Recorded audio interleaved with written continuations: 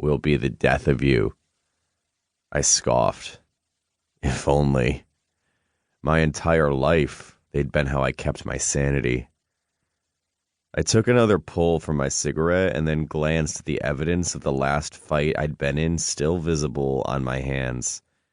There were a few small cuts along the knuckles of my right hand, but at least my index finger wasn't swollen all to hell anymore. Wolf blood healing was superior to some other breeds of werewolves, thanks to our vampire side. While healing wasn't instantaneous the way a typical vampire's was, it was close. It often took about a day for me to heal up after a fight, depending on how badly I got my ass handed to me. The guy at the bar last night had it coming, though. If I hadn't given him a beatdown, someone else would have. The thought of being someone's karma floated through my head again, causing me to crack another grin. The guy had been verbally abusive to his girlfriend in front of everyone, and from the way she cowered as he shouted at her, I knew his abuse didn't stop there when they were behind closed doors. He deserved the busted-up face and broken ribs I'd given him. I was sure that was why the bartender had let me get a few hits in before he tried to break us up. Most likely, he'd been wanting to do the same for a while. I lifted my boot and snuffed my cigarette out on the bottom before flipping the butt into the woods. A wince rippled through me involuntarily. As soon as it happened, sadness crept in. Ansley had always been on me about tossing my butts like that. Do you know how long it takes for something like that to break down? Her words floated through my head, and I pulled in a shaky breath. I missed her. She'd been gone 8 months, and yet the pain was still as raw as if it had happened yesterday. I closed my eyes and inhaled a deep breath, trying my damnedest to not lose my shit. Now wasn't the time. It was time to check in, and I had no intention of walking in there smelling of weakness and emotions. The fuckers would pounce on me. I squared my shoulders and cleared my throat.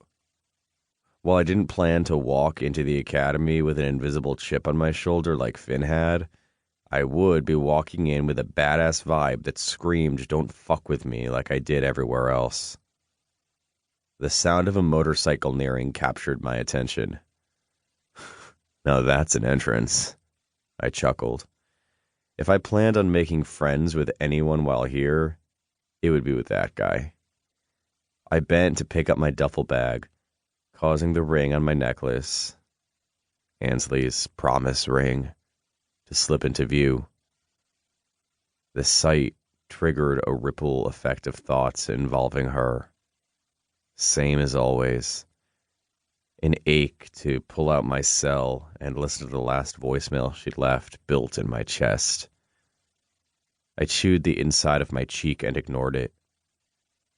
It was for the best. If I went down that road, I'd definitely lose control. And when that happened, there was no telling who'd come out to play. My wolf or my vampire. I squeezed the straps of my duffel bag tight, grabbed hold of Ansley's promise ring with my free hand, and kissed it.